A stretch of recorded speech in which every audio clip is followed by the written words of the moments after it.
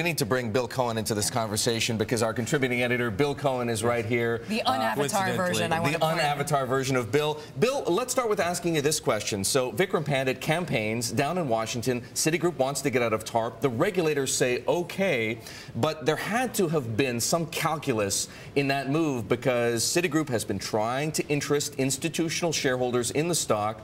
There's no way the regulators thought that Citigroup was going to price these shares at $3.15. They've got to be furious. Well, look, the market, Erik, determines this, supply and demand. As the reporter said, there was a lot of supply in financials coming into the market, and it makes for a very difficult selling environment.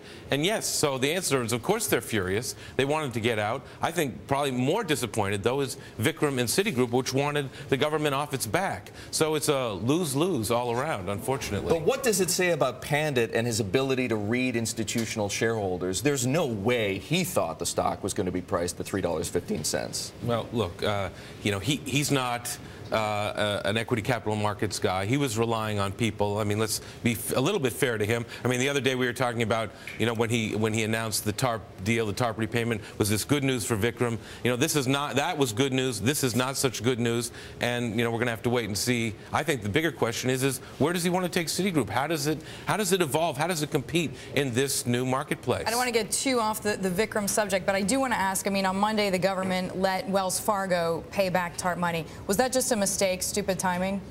Look, having all this supply of stock on the market in financials at the same time is not a good move for the government. Who should have been thinking them through? Well, who's the czar? You needed to. I mean, maybe I don't know whether it was Ken Feinberg. He's not really the one in charge of that, but maybe Tim Geithner should have been thinking through these various stock sales. I mean, obviously, each one of these firms, from a competitive point of view, wanted to get the government out of its life as quickly as possible. And that's why you see them all doing it. And in Bank of America's case, as we all know, it was an impediment to them finding a new CEO, and so they had to do that. And it's, of course, an impediment for all of them when it comes to pay packages and getting their people paid.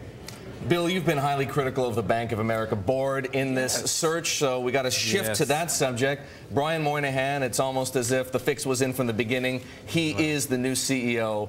What do you make of it all? Well, I make, number one, that the board obviously isn't listening to me. So, good for them. And number two, I think, look, the SEC is, stepping up its investigation into the B of A Merrill deal.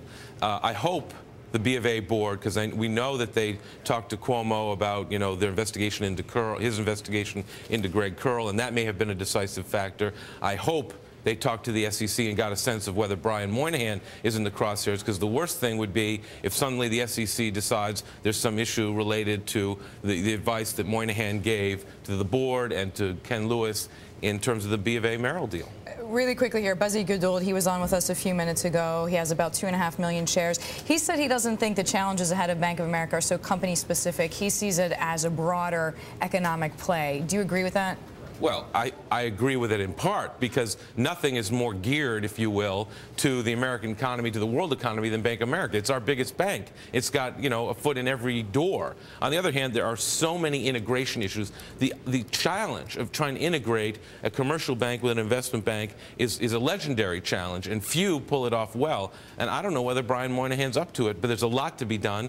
And so it's both an institutional challenge and a macro challenge as well. Quickly, yes or no? Brian Moynihan, better choice than Greg Curl? Oh, God, no, not a better choice, but maybe that's what they're left with. All right, that is Bill Cohan, our contributing editor, noted author, former investment banker.